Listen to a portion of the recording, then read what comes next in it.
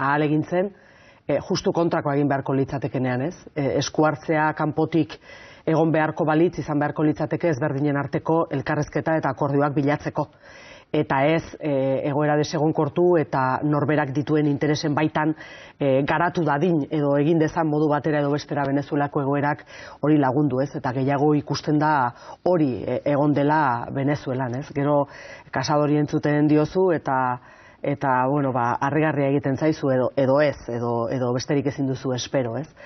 Katalunian bai izan zen estatu kolpe bat, baina Venezuelan hortik oso urrun eta oso zilegi den egoera baten aurrean gaude, ez? Ze ezberdintasunak ditugun, barnuko egoerak eta kanpokoak baloratzen ditugunean, ez? Nik uste dut oso egoera larria dagoela Venezuelan, uste dut kanpotik tokatzen zaiguna dela bertan dagoeraren egoerari laguntzekotan, berriro diot, elkarrezketa eta ezberdinen arteko akordioa bultzatzea, eta beste guztia uste dut dela nolabait ere tentsioari gehiago eranstea. Eta batzuk gehiagiari dira azken honetan.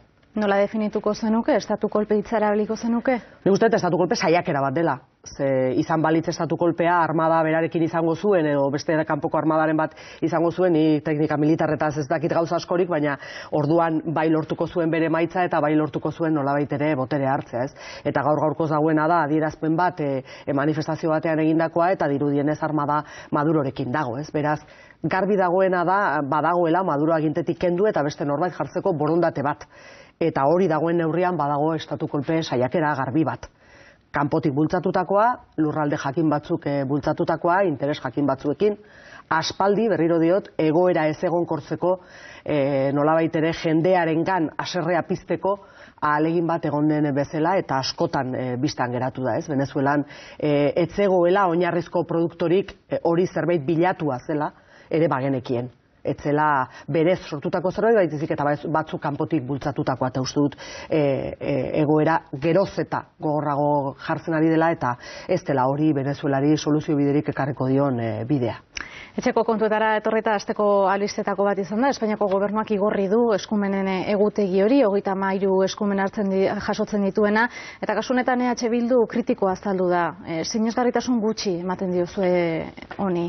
Bueno, batetik 40 urtean egin ez dena, orain urtebeten egingo dela sinistea oso ahul dagoen gobernu baten aldetik, hauteskundeak noiz izango diren ez dakiguna, edo gainera badaudelako beste hauteskunde batzuk hemendik gutxira, eta gainera daramagunean hilabete asko, hitz polit asko, gai askotan, baino ekintza gutxirekin, pentsatuko dezuen bezala, testu inguru horretan sinistea egingo duela nekeza egiten da. Nahiago genuke.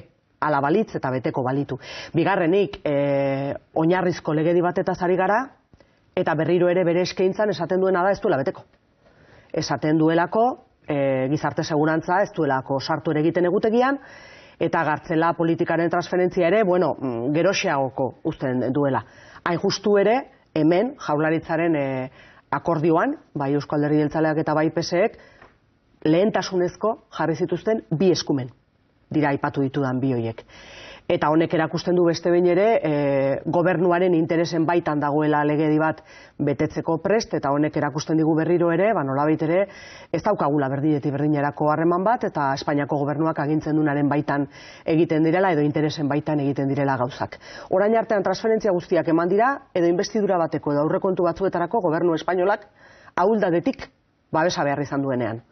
Eta gehiago dirudi, momentu hontan ere aurrekontuak atera nahi dituen gobernu batek, gutxienez alderdi batekin, jaurlaritzan buru dagoen alderdiarekin, egoera leundu nahi duela babes hori lortzeko. Eta guk uste dugu horrek erakusten duela daukagun egoera aldatzeko premia zenbaterainokoa den. Nolabait ere, azpian dagoen baten harremanetik, berdinetik berdinerako urratsa ematea. Berriro diot, nahiago nuke beteko balu. Ez zait oso sinesgarria egiten, adibidez, trenbide baten edo trenbide linea baten transferentziarako urteak behar izan direnean. Orain, hain gai korapilatsuetan eta hain materia ezberdinetan, urtebetean 30-etik gora transferentzia emango direla pentsatzea, nekeza egiten zaitegia esan. Jarri da harremanetan zuekin Espainiako gobernua aurrekontu horiek negoziatzeko? Ez, eta aste honetan plenoan beste alderdi batzuekin hitz egin dudanagatik, dirudienez gobernu honek ez du inorekin hitz egiten. Eta ez du inorekin hitz egin asmorik. Eta ez dakit hori ere ez ote den bilatua. Nik askotan esan izan dut, inpresioa daukadala gobernu honek ez dituela aurrekontuak atera nahi, eta ari dela antzezpen bat egiten, errelato bat eraiki nahian, bukaeran ez baditu aurrekontuak onartzen, nolabait ere esateko bi gauza. Bat, begira nola ez neuzkan batzuk leporatzen zizkidaten morrontzak, eta begira nola ez den egia presidentziara izkutuko paktuen bitartez iritsi nintzela, beraz ez dago holakorik, eta bigarrena nik ahalegin guztiak egin ditut, baina bistan da, ez baduzue segun eta zeinen babesarekin egitea nahi, hurrengoan babes gehiago lortu behar ditut. Nik neronek indar gehiago izan behar dut, beste modu bateko baturak egin alizateko, gehiengoak beste modu batetara artikulatu alizateko Madrilen eta gauzak aurrera egin alizateko. Nik inpresioa daukat PSOE horretan ari dela. Ze bestela ez da ulertzeko erresa, soilik 84 diputatu dituen alderdi batek, jakinda bere ahuldadea oso handia dela eta aurrekontuak ateratzeko alderdi askoren babesa behar duela, inorekin ez hitz egitea, eta mundu guztiari eskuina iritsi daitekeen beldurra hutsagatik txeke zuri bat eskatzea eta arduraz jokatzea eskatzea. Ez dirudi hori gobernu serio batek egiten duen zerbait dela. Ezpada behintzat hori bilatzen duela. Aurreko batean, aurrekontuak aurkeztu zirenean, esan zenuten kontuan izango zenutela estatuaren egoera politikoa, baina injustu ere hori txeke zuririk ez zenutela emango. Zer bozkatuko luke EH Bilduk edo zeren truke emango luke baiezko hori? Azteko Euskal Herria Bilduk presupuestoak aztertzen ari da momentu honetan, oraindik ministroen agerraldiak datorren astean emango dira, presupuestoak ez dira 2 minutuan begiratzen diren zerbait. Eta nik askotan esan izan dut, baita mai honetan ere, presupuestoak ez direla soilik diru sarrerak eta gastuak. Dira, gobernu batek egin nahi duen politikaren adierazgarri. Eta gaur-gaurko inorrekin hitz egiten ez duen honetan, ez dakigu egia esan oso ondo, gobernu honek zer demontre egin nahi duen, ze politika eraman nahi dituen aurrera. Ez baitu argitzen, zer egin nahi duen zenbakietatik aruntzago. Alderdi sozialistak agintaldia hasi zenetik eta PP gobernuan zenean hitz egin zigun lege askori buruz eta lege asko bertan bera uzteari buruz eta aldaketa sakonak egiteari buruz.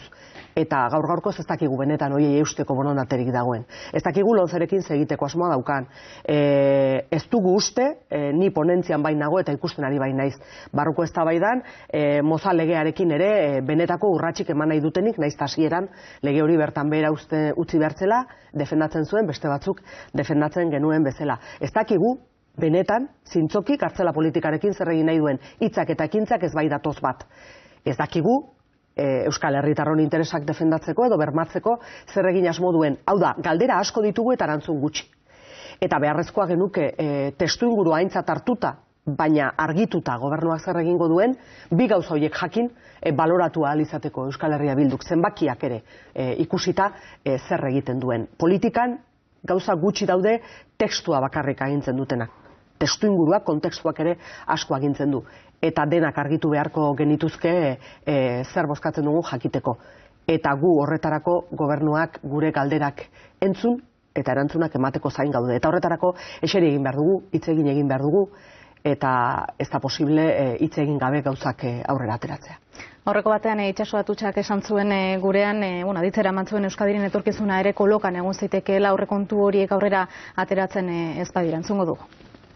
Alderdi guztiak eukin genkez orain, gure, ez dakiz esan,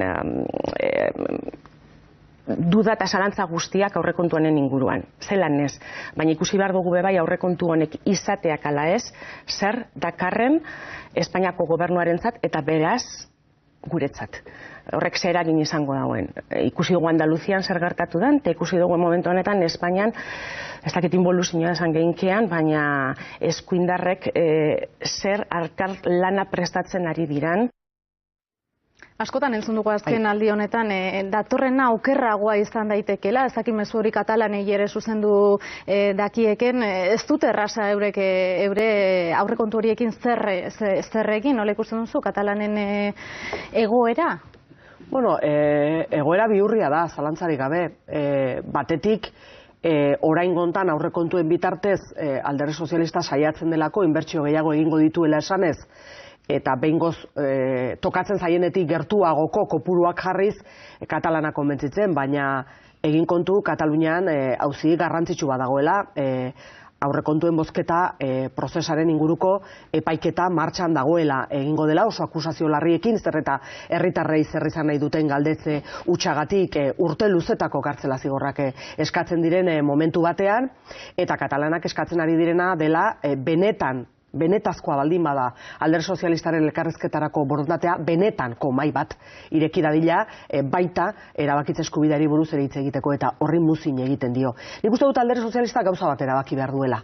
Egia da, hauteskundeak gertatzen direnean Andaluziako panorama estatuan errepika daitekela, egia da, eskuin guztiak batu daitezkeela, ez baitaude hainbeste ezberdintasun batzu eta besteen artean, eskuin guztiak batu daitezkeela eta horrek ekar dezakela inboluzio bat. Zantzuak nabarmenak dira, asmoak ere oso agerian jarri dituzte batzuk eta besteek, eta arriskua benetakoa da. Horren aurrean Alderdi Sozialistak erabaki egin behar du.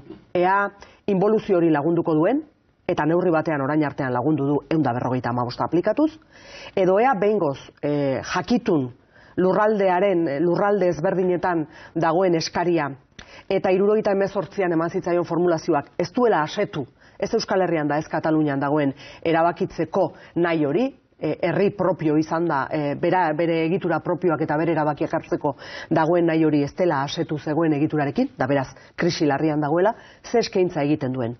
Eskaintza baldin bada aurpegi hobea jarri, baina eskuinak egiten duen berbera eskaini, orduan hariko da atzeratzen eskubi horren iritsiera, baino ez da benetako formulaziorik mahai gainean jartzeko gaitasunik ez du izango. Ez du gaur-gaurkoz, nire ustez, gaitasunik gutxieneko eskaintza demokratiko bat egiteko, seguruenera ez dukeena asetuko ez Euskal Herria Bildu, ez Kataluniako independentistak, baina gutxienez beste bide ezberdin bat irekiko lukeena. Hortarako gaitasunik ere ez da erakusten ari Alderdi Sozialista, eta horrela nekeza da norbaitek ulertzea hor badagoela benetako alternatiba bat. Ze aurrekonturik gabe ere gobernu honek eutsi dezake 2020 arte, horrek ez du esan nahi hauteskundeak deituko dituenek, Pedro Sánchezek hauteskundeak komeni zaionean deituko ditu, ez aurrekontuak onartu edo onartu, hori ere bada bere relatoaren parte bat, eta bada mahai gainean jartzen duen mehatxuaren parte bat, inork ez dituelako estatuko hauteskundeak maiatzean beste guztiekin batera nahi, eutsi diezaioke nahi baldin badu, eta edozein kasutan, gehienez ere urtebete atzeratzen ariko ginateke, datorren urteko ekainean tokatuko bailirateke hauteskundeak eskubi horren iritsiera. Beraz, kontutan hartu behar da, arrisku hori, baina horrek bere baitan ez du beste guztia argitzen, eta Alderdi Sozialistak ere ez du soilik bestei arduraz jokatzea eskatu behar, berak arrisku horren tamainako ardurarekin ere eskaintzak egiteko gaitasuna erakutsi beharko luke, eta gaur-gaurkoz ez du erakutsi. Nolari zara jarraitzen Podemosen dagoen barne krisi hori? Kezkatuta, zen ikusten dute alderdietaz hitz egitea eta ez alderdi egite duten proposamenetaz ez dela inoiz ona. Eta Podemosek krisi asko dauzka, ni ez naiz barnean sartuko, ze ez dut uste gainerako alderdi dagokigunek posizioak hartzea horren inguruan, baina ez dut uste berez nolabait ere, hainbat arlotan eskaintza eta juzkoagoak egin ditzake Espainia mailako ezkerreko alderdi bat horrelako krisian egotea ikustea ez dela ona, ez? Oso burumakur ikusi ditut egia esan aste honetan plenoan eta oso kezkatuta beraien barne egoerarekin eta egia esan ez da harritzekoa. Inboluzioa hitz egin dugu lehen eta Maialen Iriarte berak esan du autogobernua sendotzea dela inboluzio horri aurre egiteko modu bakarra. Jasoko ditugu bere hitzak.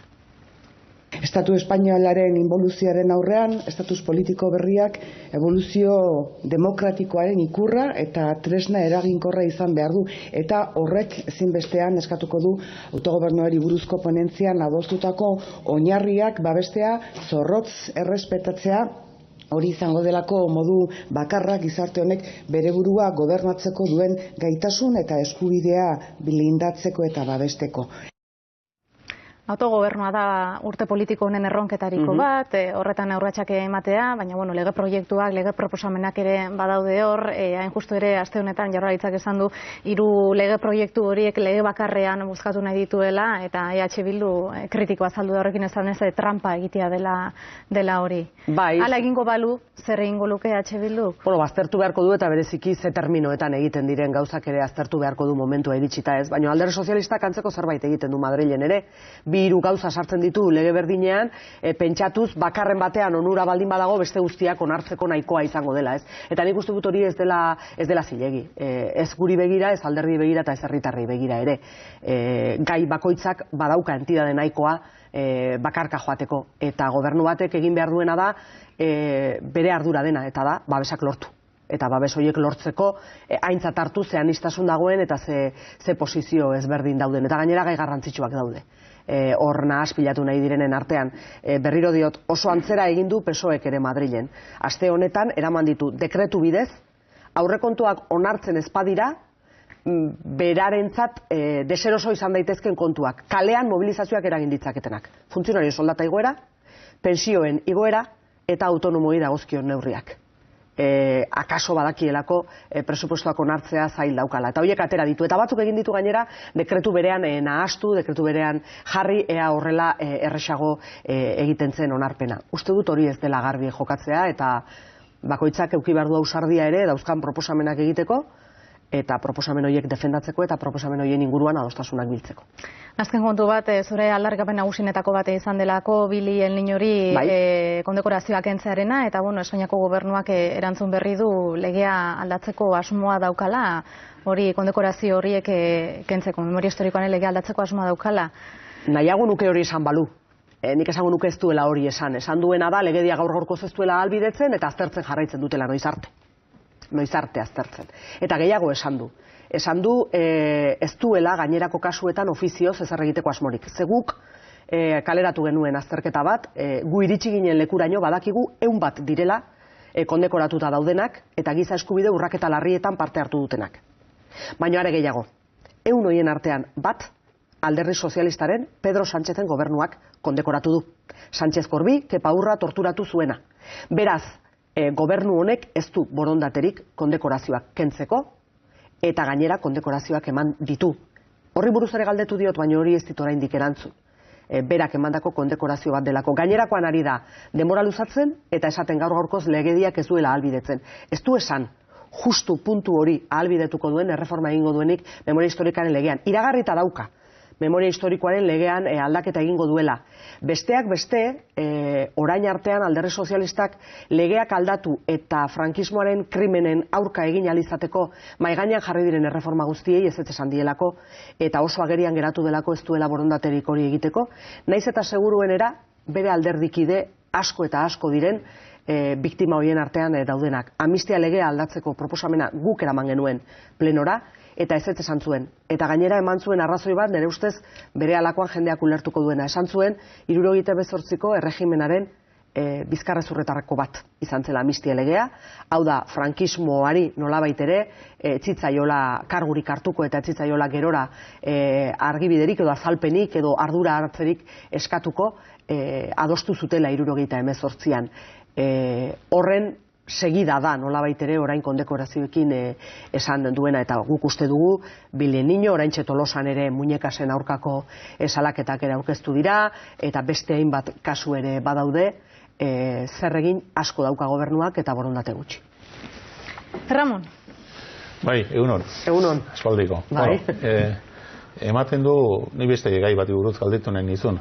Piskat autogobernu ponentziaren inguruan, hor oinarrizko adostasun bat gertatu da EH Bilduren eta Alderdi Jeltzalearen artean, eta ematen zuen, hori etorkizunera begira baita ere beste bide batzuk ere urratzeko aukerak ere egiten zituela, aurrekontuekin ikusi dugu zer gertatu den, eta gaur gaurko zenbaten du pixkat hasieraten iriketako espektatio horiek berriro pixkat apaldu edo lehen gora bueltatu garela. Ez da gai hori nola ikusten duzun, kontuan hartuta laster batean hauteskundeak direla eta beraz hainbatetan aipatu zela baita ere autogobernuaren inguruan gertatutako oinarrizko adostasun horren ingurua barrean horrek behar bada aukera bereek irekitzen zituela etorkizunean beste aliantza batzuk ere ezur mamitzeko gutxienez ego Euskal Herrian.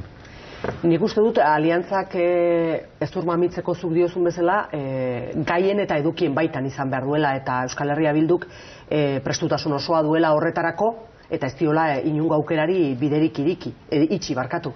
Are gehiago, esan berri dugu duela gutxi, Espainiatik datorren involuzio arriskuari, Katalan, Galiziar eta Euskaldunok izan edozein dela ere mantentzen duen ikusmoldea beste hainbat auzitan, honi behintzat eskutik eta elkarrekin erantzun beharko geniokeela.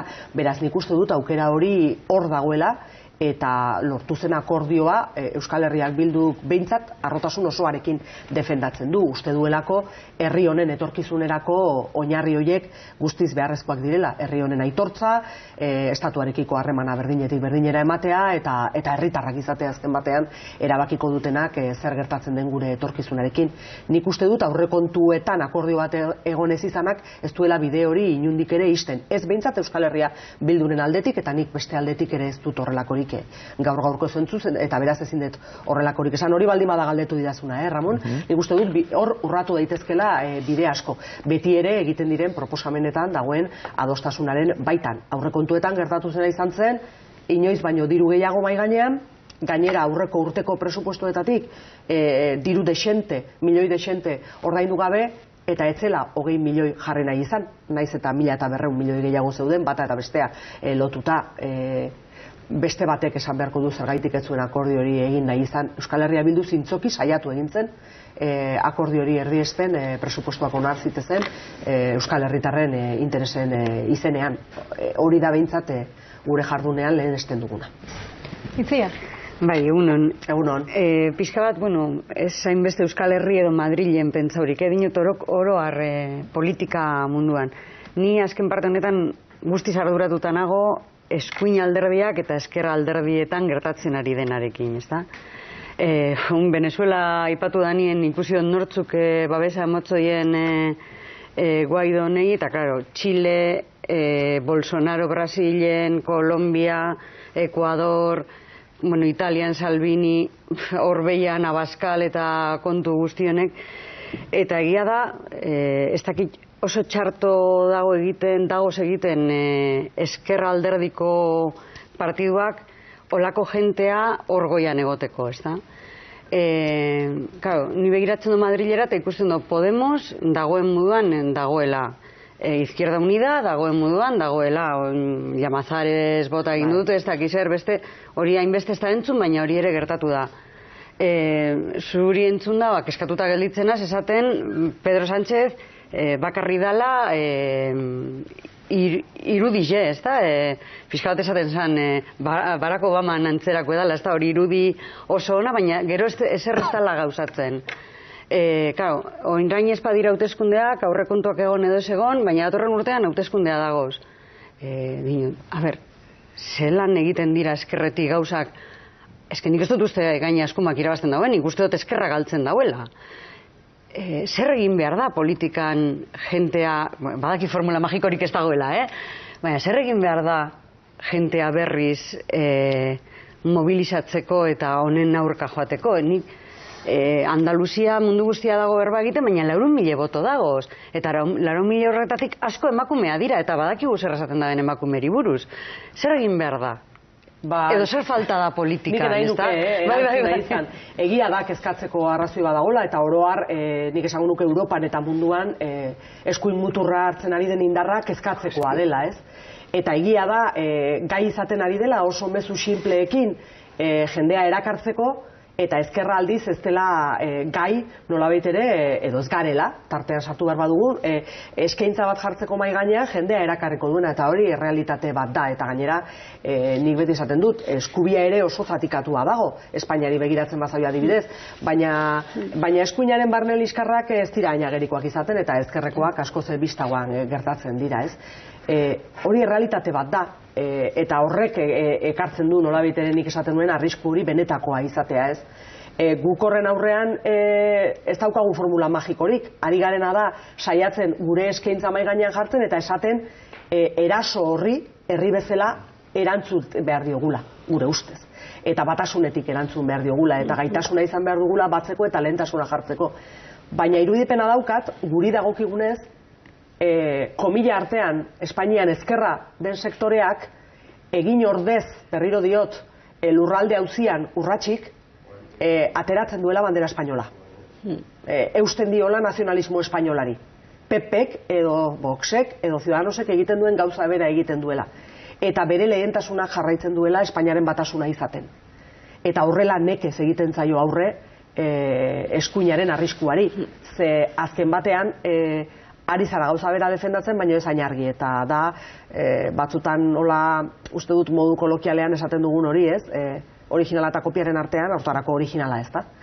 Eta edo bereizten dira eta beste eskaintza bat egiteko gaitasuna daukate, edo bestela soilik arlo sozialetik egiten diren ustezko eskaintzekin ez goaz inora. Ze aurrekontuetan eta Sánchezen gobernuarekin adibidez, ni ikusten ari naizena da. Eman dezagun arlo sozialean Mariano Rajoyren gobernuarekin 10 urrats egin ditugula atzera. PSOEk eskaintzen diguna da 2 egitera aurrea eta beste 8 konsolidatzea, hor geratzea.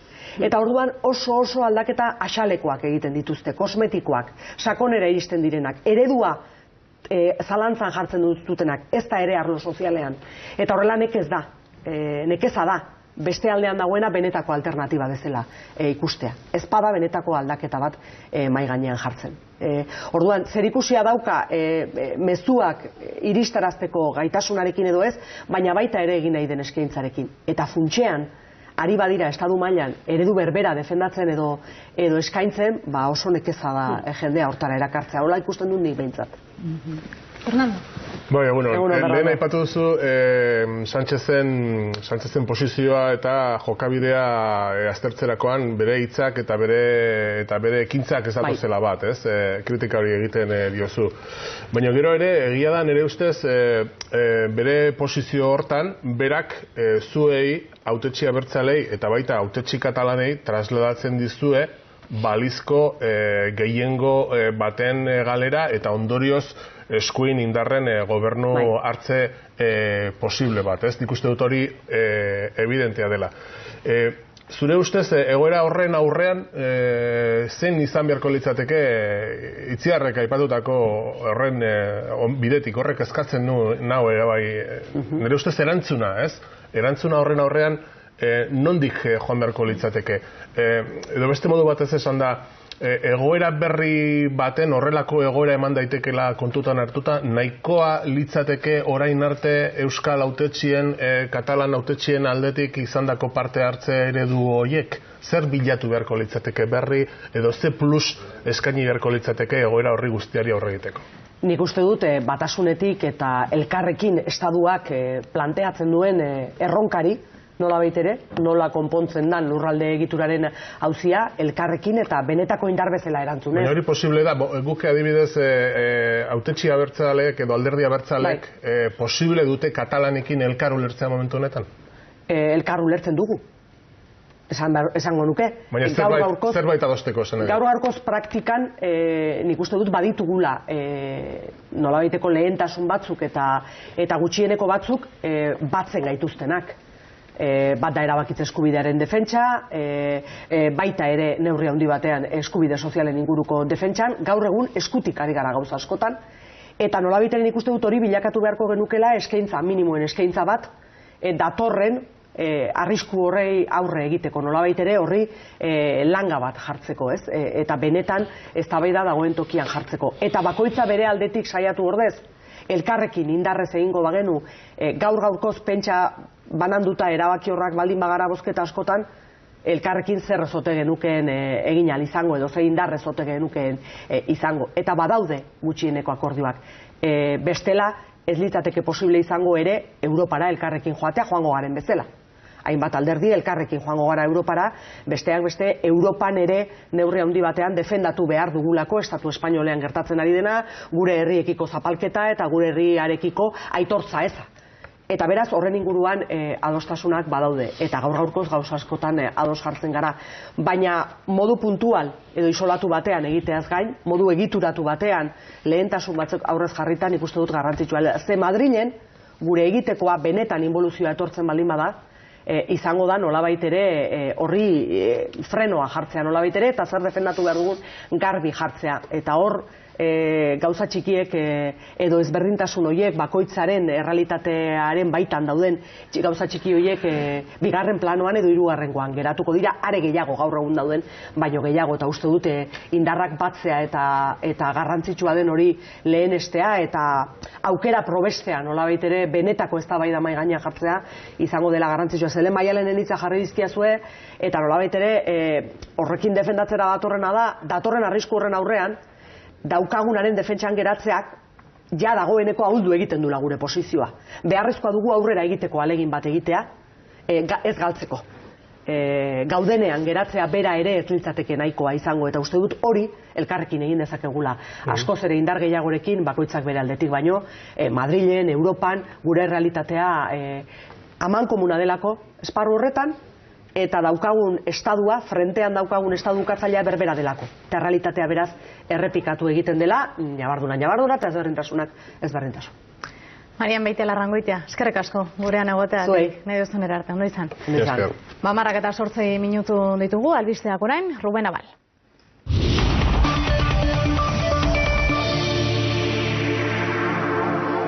Ordu honetan 10:00 berrekin diete Ondarroako portuan atzo desagertutako gizoneskoa bilatzeko lanei. Atzo arratsaldeko ordu biak aldera herritar baten deia jaso zuen ertzaintzak esanez Ondarroako portuan arroketara jaisten ari zen pertsona bat ikusi